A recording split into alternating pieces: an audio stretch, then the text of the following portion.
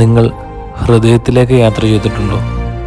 പ്രകൃതിയിലൂടെ നമുക്ക് ഹൃദയത്തിലേക്കൊന്ന് യാത്ര ചെയ്ത് നോക്കാം. ഭൂപടം അടച്ചു വെച്ച് കാറ്റിൻ്റെ ദിശയിലൂടെ കാഴ്ചകൾക്കപ്പുറം അനുഭവങ്ങൾ തേടിയുള്ളൊരു യാത്ര.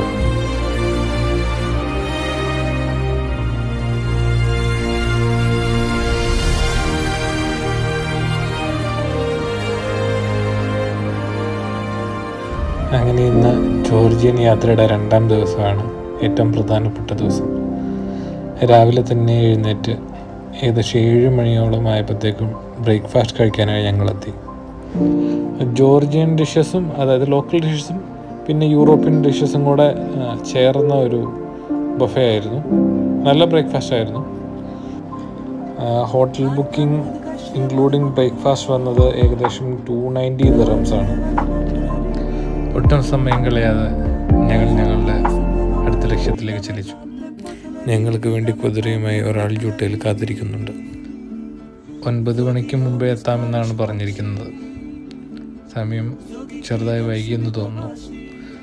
ഞങ്ങൾ തീരുമാനിച്ചു, പോകുന്ന മറ്റൊരു വഴിയിലും ഇനി നിർത്തണ്ട, ജൂട്ട എത്തുന്നത് വരെ. അങ്ങ് ദൂരെ മലകൾക്ക് മീതെ മഞ്ഞ് വീണ് കിടക്കുന്നത് കാണാം. എന്നാൽ മഞ്ഞിനേക്കാൾ മനോഹരമായിരുന്നു പച്ചപ്പ് പുതിച്ച ആ പർവ്വതങ്ങൾ.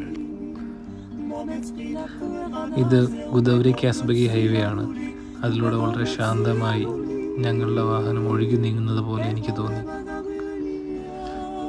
ഞാൻ സൺറൂഫിലൂടെ എഴുന്നേറ്റ് നിന്ന് കാഴ്ചകൾ കാണുകയായിരുന്നു.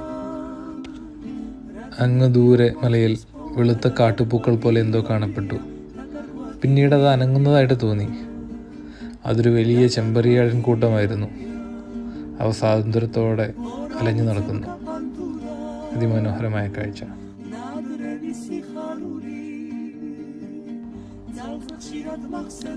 ഈ ഇടതുഭാഗത്ത് കാണുന്ന ടണൽ ശൈത്യകാലത്ത് വാഹന ഗതാഗതത്തിന് ആശ്രയിക്കാനുള്ളതാണ്.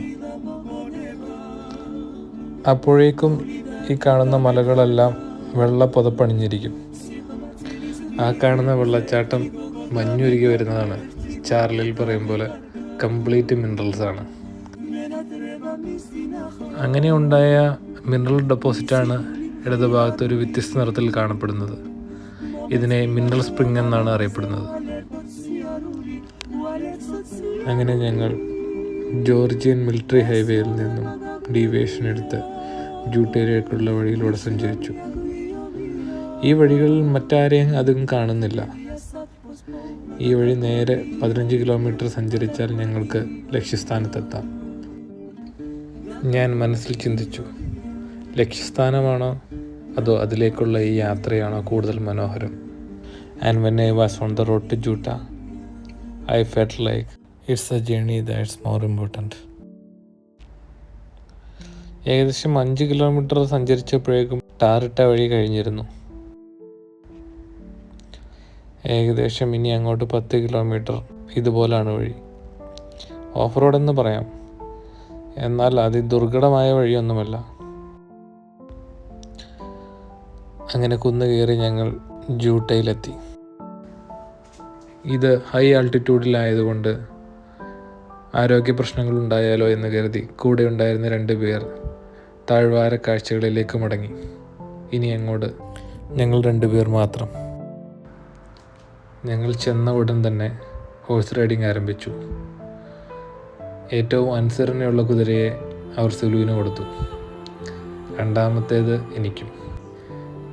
2 കുതിരകളും പരസ്പരം ബന്ധിക്കപ്പെട്ടിരുന്നു. മുൻപിലുള്ള കുതിര സഞ്ചരിക്കുന്നതിൻ്റെ പിന്നാലെ പുറകിലുള്ള കുതിര അനുസരണയോടെ വന്നു. ഹോഴ്സ് റൈഡിങ്ങിൻ്റെ ട്രെയിനറായിരുന്ന ആൾ എങ്ങനെയാണ് അതിനെ കൺട്രോൾ ചെയ്യേണ്ടതെന്ന് എനിക്ക് പറഞ്ഞു തന്നു. ഞാൻ പതിയെ അതിനെ നിയന്ത്രിക്കാൻ പഠിച്ചു തുടങ്ങി. ആദ്യം തന്നെ ഒരു കുന്നായിരുന്നു. കഷ്ടപ്പെട്ട് കുതിര ആ കുന്ന് കയറുന്നതായി എനിക്ക് തോന്നി. നമ്മൾ മുന്നോട്ട് പോകാനുള്ള സിഗ്നൽ കൊടുക്കുന്നത് കാലുകൊണ്ടാണ്. എങ്ങോട്ട് പോകണമെന്ന് മൂക്കുകയറ് അതാത് ദിശയിലേക്ക് വലിച്ചുകൊണ്ട് നമുക്ക് തീരുമാനിക്കാം. കയറിൽ പിടിച്ച് നേരെ പിന്നോട്ട് വലിച്ചാൽ കുതിര നിൽക്കുകയും ചെയ്യും. പതിയെ കുതിര നടന്ന് മുകളിലേക്കെത്തി. ആ കുതിര പതിയെ നടന്നു കയറിയത് സ്വർഗത്തിലേക്കായിരുന്നു. ഞാൻ ജീവിതത്തിൽ കണ്ടതിൽ വച്ച് ഏറ്റവും മനോഹരമായ കാഴ്ച. ജൂട്ട വാലിയിലൂടെ ഒരു കൂട്ടം ആൾക്കാർ കുതിരപ്പുറത്ത് പോകുന്ന ഒരു വീഡിയോ പണ്ട് ഞാൻ കാണാനിടയായിരുന്നു. അങ്ങനെയാണ് ജോർജിയയ്ക്ക് പോകണമെന്ന ആഗ്രഹം പോലും എൻ്റെ മനസ്സിലുണ്ടായത്. മുൻപിൽ പോകുന്ന ആൾ ആണ് തേര് തെളിക്കുന്നത്. അയാളുടെ പിന്നാലെ ഞാൻ എൻ്റെ കുതിരയെ തെളിക്കാൻ ശ്രമിച്ചു.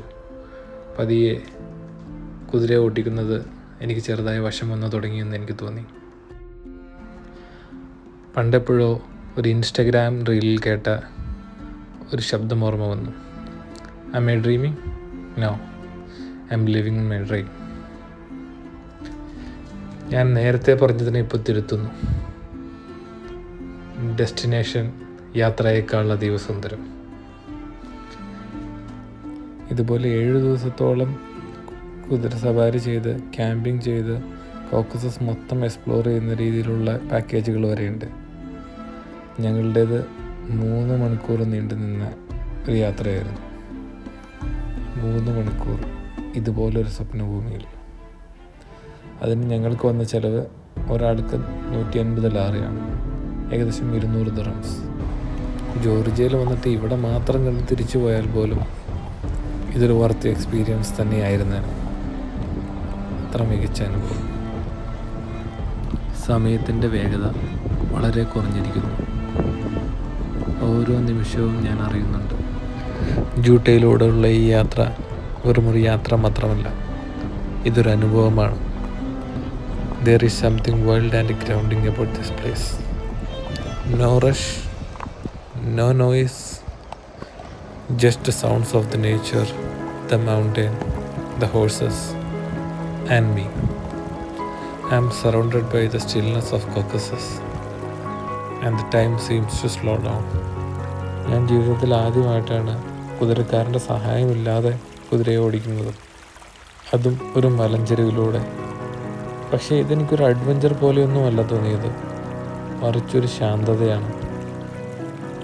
I felt very excited and alive, but still very calm inside. ജൂട്ട മറ്റൊരു യൂണിവേഴ്സ് തന്നെയാണെന്ന് തോന്നിപ്പോകും. തിരക്കില്ലാത്ത, ശബ്ദങ്ങളില്ലാത്ത, എന്തിനു പറയുന്നു, സമയം പോലും ഉറങ്ങുന്ന ഒരു universe.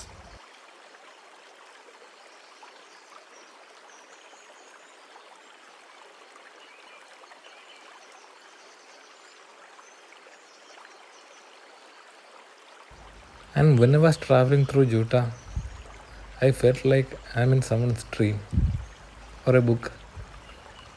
To be exact, George R.R. മാർട്ടിൻ്റെ a song of ice and fire എന്ന നോവലിലെ, അതായത് എൻ്റെ ഫേവറേറ്റ് സീരീസായ ഗെയിം ഓഫ് ത്രോൺസിലെ വിൻ്റർഫെല്ലിലൂടെ യാത്ര ചെയ്യുന്ന ഒരു കഥാപാത്രത്തെ പോലെ എനിക്ക് തോന്നി.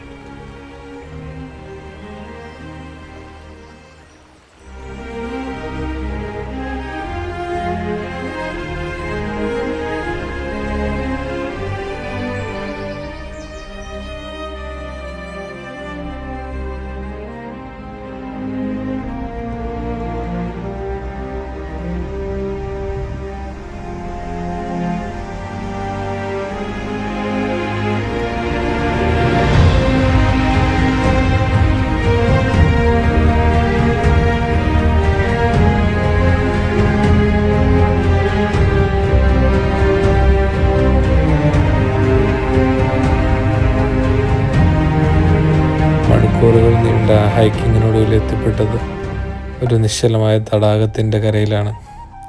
ഈ ചിത്രം എൻ്റെ ചുവരിൽ തൂക്കണം, അത്ര മനോഹരമായ കാഴ്ച. അഗർ ഇസ് ദുനിയാ മേ ഏക് ജന്നത്ത് ഹേ തോ വോ ബസ് യഹി ഹേ, യഹി ഹേ, യഹി ഹേ.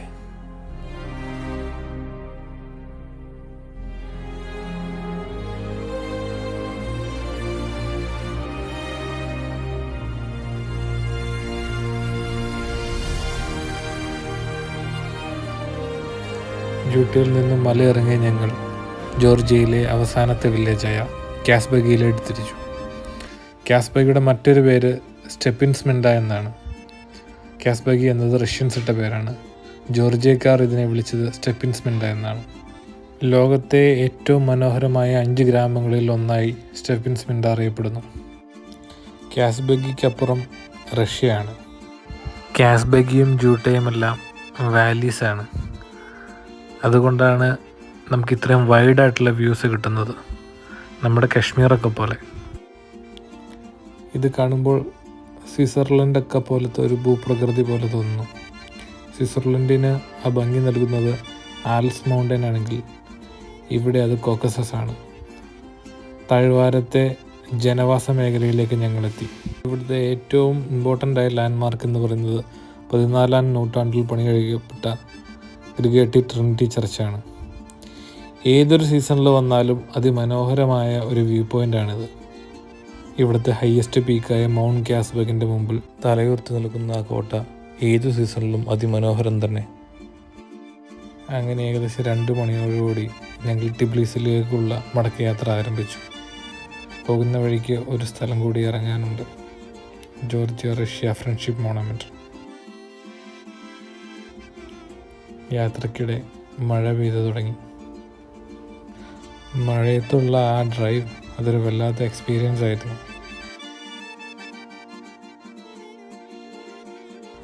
അങ്ങനെ നമ്മൾ ജോർജിയ റഷ്യ ഫ്രണ്ട്ഷിപ്പ് മോണമെൻറ്റിലെത്തി. ഇവിടെ ഒരുപാട് ചെറുകിട കച്ചവടക്കാരുണ്ട്, ജോർജിയൻ തട്ടുകടകൾ എന്ന് വേണമെങ്കിൽ പറയാം. ഇവിടെ ഞാൻ കണ്ട മനുഷ്യരിൽ ഭൂരിഭാഗം ആളുകളും ഏകദേശം 40 കഴിഞ്ഞ ആൾക്കാരായിട്ടാണ് എനിക്ക് തോന്നിയത്. പ്രത്യേകിച്ച് ഗ്രാമപ്രദേശങ്ങളിൽ മധ്യവയസ്കരും വൃദ്ധന്മാരും, അധ്വാനിച്ച് ജീവിക്കുന്ന ഒരു ജനസമൂഹം. എല്ലാവരുടെയും മുഖത്തൊരു പുഞ്ചിരിയുണ്ട്, വളരെ സ്നേഹം നിറഞ്ഞ മനുഷ്യർ. എല്ലാവരെയും എനിക്ക് ക്യാമറയിൽ പകർത്താൻ പറ്റിയില്ലെങ്കിലും ഞാൻ വഴിയിൽ കണ്ടതെല്ലാം വളരെ സ്നേഹം നിറഞ്ഞ മനുഷ്യരായിരുന്നു. ജോർജിയയും റഷ്യയും തമ്മിലുള്ള സൗഹൃദത്തിൻ്റെ സൂചകമായാണ് ഇതിവിടെ നിർമ്മിക്കപ്പെട്ടത്. ഒരു കാലത്ത് USSRൻ്റെ ഭാഗമായിരുന്നല്ലോ ജോർജിയ. എന്നാൽ ഇപ്പോൾ ജോർജിയയും റഷ്യയും തമ്മിൽ അത്ര നല്ല ഫ്രണ്ട്ഷിപ്പല്ല. അതുകൊണ്ട് ഇതിൻ്റെ ഇപ്പോഴത്തെ പേര് ഗ്രേറ്റ് വ്യൂസ് എന്നാണ്. വളരെ സുപ്രധാനമായ ഒരു വ്യൂ പോയിൻ്റാണിത്. കൂടാതെ ആ മഴയ്ക്ക് ശേഷമുള്ള കോടൽമഞ്ഞ് കൂടി എത്തിയപ്പോൾ ഇതിൻ്റെ ഭംഗി ഇരട്ടിക്കുന്നത് പോലെ എനിക്ക് തോന്നി. ഞങ്ങളത് വേണ്ടുവോളം ആസ്വദിച്ചു.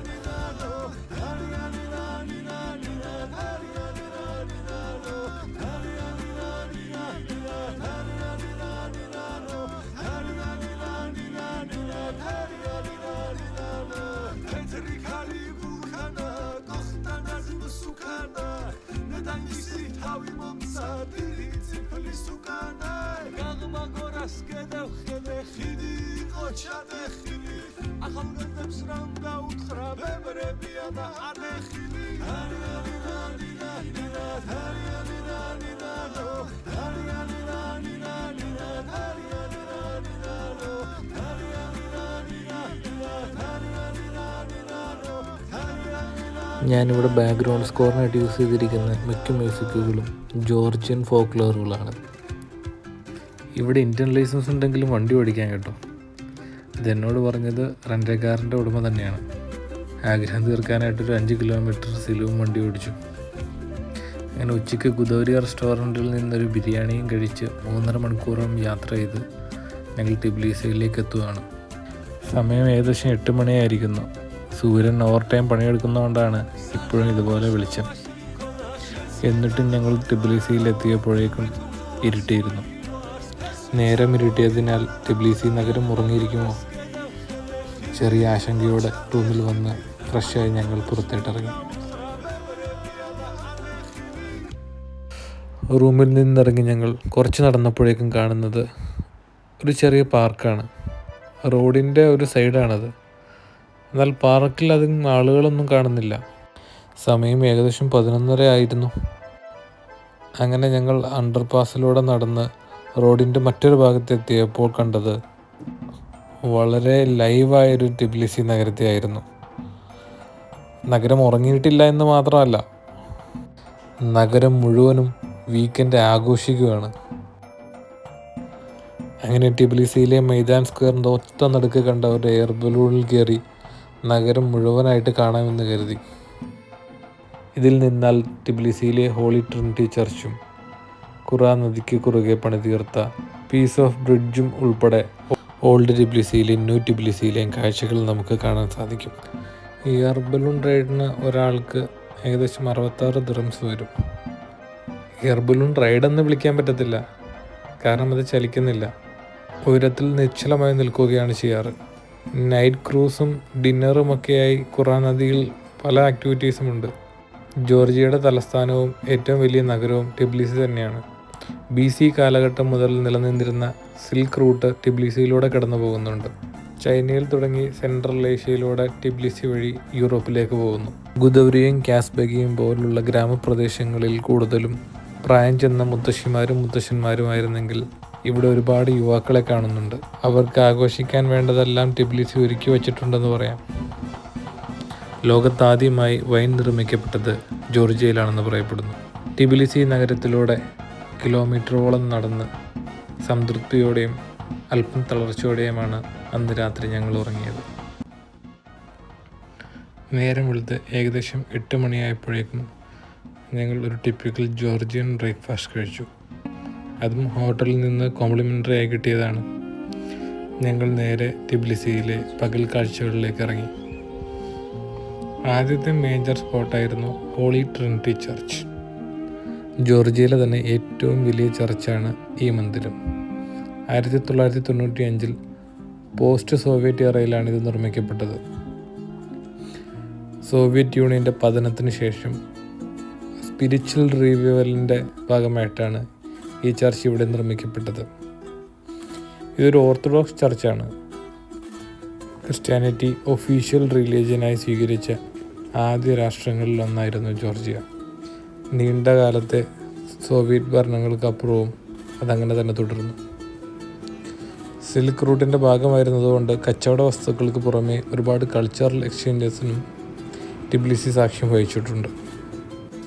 ജോർജിയൻസ് വളരെ റിലീജിയസ് ആണ്. സോവിയറ്റ് കാലഘട്ടത്തിൽ ജീവിച്ചിരുന്ന മുത്തശ്ശിമാരും മുത്തശ്ശന്മാരും ഉൾപ്പെടെ. പിന്നീട് കുറച്ച് മണിക്കൂറുകളോളം ഞങ്ങൾ ടിബ്ലിസി നഗരത്തിലൂടെ ചുറ്റി സഞ്ചരിച്ചു. വളരെ ശാന്തമായൊരു നഗരം, അതിമനോഹരമായ കല്ല് വിരിച്ച വഴികൾ, അതിനോട് ചേർന്ന് വളരെ പഴക്കം ചെന്ന ഒരു ഹെറിറ്റേജ് ഫീൽ നൽകുന്ന കെട്ടിടങ്ങൾ.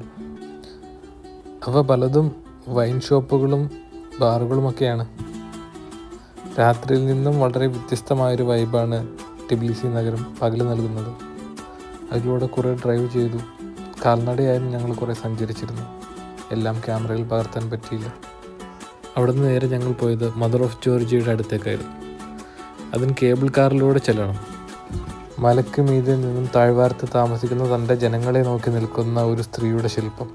ഒരു കൈയിൽ വൈൻ കോപ്പയും മറുകൈയിൽ ആയുധവുമേന്തിയാണ് കക്ഷിയുടെ നിൽപ്പ്. അക്രമികളോടുള്ള താക്കീതും അതിഥികളോടുള്ള സ്നേഹവുമാണ് അത് സൂചിപ്പിക്കുന്നത്. ഇവിടെ നിന്ന് നോക്കിയാൽ ടിബ്ലിസി നഗരം പൂർണ്ണമായും കാണാം. ഇത് ടിബ്ലിസിയിലെ ഏറ്റവും ലൈവായ ഒരു ടൂറിസ്റ്റ് സ്പോട്ടാണ്. ഇവിടെ സ്ഥിരമായൊരു സ്ട്രീറ്റ് പെർഫോമറെ കാണാറുണ്ടായിരുന്നു. വൈകിയാണെങ്കിലും അദ്ദേഹവും എത്തി. വളരെ ആസ്വദിച്ചുകൊണ്ടാണ് അദ്ദേഹത്തിൻ്റെ പെർഫോമൻസ്.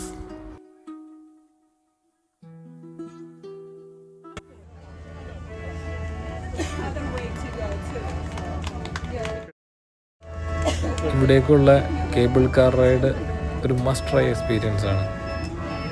ഏതൊരു നഗരത്തെയും ഇതുപോലൊന്ന് കാണണമെങ്കിൽ സാധാരണ ഡ്രോൺ വീഡിയോകളിലൂടെ നോക്കണം. ഇത് ലൈവായി അങ്ങനെ ഒരു അവസരം. മലഞ്ചെരുവിലുള്ള ഓൾഡ് ടിബ്ലിസി മുതൽ ഖുറാ നദിക്ക് അപ്പുറയുള്ള ന്യൂ ടിബ്ലിസി വരെ നീളമുള്ളതാണ് ഈ കേബിൾ കാർ ഡ്രൈവ്. ഈ സിറ്റി മുഴുവനായിട്ട് കണ്ട് ആസ്വദിക്കാൻ ഒരു ദിവസം കൂടി കിട്ടിയിരുന്നെങ്കിൽ എന്ന് ആഗ്രഹിച്ചു പോയി. ഇന്നലെ രാത്രി സമയം ചെലവിട്ട പീസ് ഓഫ് ബ്രിഡ്ജും എയർ ബലൂണുമൊക്കെ ഇതിൽ നിന്ന് കാണാൻ സാധിക്കുന്നുണ്ട്. സമയം ഏകദേശം 12 മണിയായിരിക്കുന്നു. ഞങ്ങൾ ഹോട്ടലിൽ വെക്കേറ്റ് ചെയ്ത് നേരെ കുട്ടേസിയിലേക്ക് യാത്ര തുടങ്ങി. ഹോട്ടൽ സ്റ്റേ ഇൻക്ലൂഡിങ് ബ്രേക്ക്ഫാസ്റ്റ് വന്നത് 250 ദിർഹംസ് ആണ്. ഹോട്ടൽ സ്റ്റേസ് എല്ലാം വളരെ റീസണബിൾ പ്രൈസിങ് ആയിരുന്നു എന്ന് എനിക്ക് തോന്നി. ഇതൊരു ലോങ് റൈഡാണ്. ഏകദേശം 4 മണിക്കൂറോളം നീണ്ട യാത്ര. ഞങ്ങൾ വന്നിറങ്ങിയത് ടിബിലിസി എയർപോർട്ടിലാണെങ്കിലും തിരിച്ചു പോകുന്നത് കുട്ടൈസി എയർപോർട്ടിൽ നിന്നാണ്. വളരെ ദീർഘമായ ഒരു ഹൈവേ ആണിത്. സ്ട്രെയിറ്റ് റോഡുകൾ. അവയിൽ ഒരുപാട് ദീർഘദൂര ടണലുകൾ ഉണ്ടായിരുന്നു.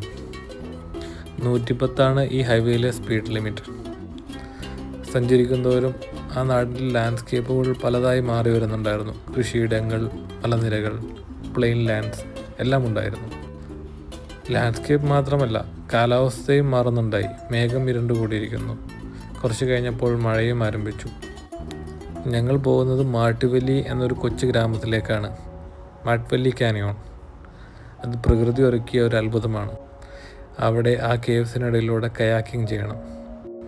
അതാണ് ഈ ജോർജിയൻ യാത്രയിലെ അവസാനത്തെ ഡെസ്റ്റിനേഷൻ. ഹൈവേയിൽ നിന്നും മാറി ഇപ്പോൾ ഗ്രാമപ്രദേശങ്ങളിലൂടെയാണ് യാത്ര. ഗോരി എന്നാണ് ഈ ഗ്രാമത്തിൻ്റെ പേര്. ഇതിനൊരു പ്രത്യേകത കൂടിയുണ്ട്. സോവിയറ്റ് സാമ്രാജ്യത്തെ മൊത്തം അടക്കി ഭരിച്ച ജോസഫ് സ്റ്റാലിൻ ജനിച്ചത് ഇവിടെയാണ്. ലാംഗ്വേജ് പോലും അറിയാൻ പാടില്ലാത്ത ഒരു രാജ്യത്തിലൂടെ ഇത്രയും വലിയൊരു ലോങ് ഡ്രൈവ് ഒരു ആഗ്രഹ സാക്ഷാത്കാരമായിരുന്നു എനിക്ക്. ഈ ഭാഗങ്ങളിൽ അധികം വീടുകളോ കടകളോ ഒന്നുമില്ല. ഞങ്ങളൊരു ടോയ്ലറ്റ് അന്വേഷിച്ച് ഏകദേശം 1/2 മണിക്കൂറോളം തപ്പി നടന്നു. അവസാനം ഇവിടുത്തെ ആളുകളുടെ സഹകരണവും ഗൂഗിൾ ട്രാൻസ്ലേറ്റിൻ്റെ സഹായത്തോടും കൂടിയാണ് ഒരു ടോയ്ലറ്റ് കണ്ടെത്തിയത്. അങ്ങനെ നീണ്ടയായ യാത്രക്കൊടുവിൽ ഞങ്ങൾ മാട്ടുവല്ലി കാനിയോണിലെത്തി. പക്ഷേ അമിതമായ മഴ കാരണം അത് അടച്ചിരിക്കുകയാണ്. കയാക്കിംഗ് ഇപ്പോൾ അലൗഡ് അല്ല എന്നും അവർ പറഞ്ഞു. അങ്ങനെ അവിടെ ഉണ്ടായിരുന്ന ഒരു ടൂർ ഗൈഡിൻ്റെ സഹായത്തോടെ 50 ലാറി ചെലവിൽ മാട്ടുവല്ലി കാനിയോണിൻ്റെ ചുറ്റുഭാഗത്തുള്ള ചില ഹിഡൻ സ്പോട്ടുകൾ ഞങ്ങൾക്ക് കാണാൻ സാധിച്ചു. ടൂർ ഗൈഡ് പറഞ്ഞു ആ പാറക്കൂട്ടങ്ങളിൽ പിടിച്ച് അല്പം കൂടി താഴേക്ക് ഇറങ്ങി നോക്കാൻ. കൂട്ടത്തിൽ എനിക്ക് മാത്രമേ അതിനുള്ള ധൈര്യമുണ്ടായിരുന്നുള്ളൂ. ഞാൻ ഇറങ്ങിച്ചെന്നത് പാറക്കൂട്ടങ്ങൾക്കിടയിൽ മാട്ടുവല്ലി ഒളിപ്പിച്ചു വെച്ച ഒരു അത്ഭുത ലോകത്തേക്കായിരുന്നു. 50 മീറ്ററോളം ഉയരമുള്ള 2 പാറക്കെട്ടുകൾക്കിടയിലൂടെ ഒരു ചെറിയ നദി ഒഴുകി വരുന്നു. അതിസുന്ദരമായ കാഴ്ച. വഴുക്കലുള്ള ആ പാറയിൽ പതിയെ പിടിച്ചു നിന്ന് എന്നാലാവും വിധം ഞാൻ ചിത്രങ്ങൾ പകർത്തിയെടുത്തു.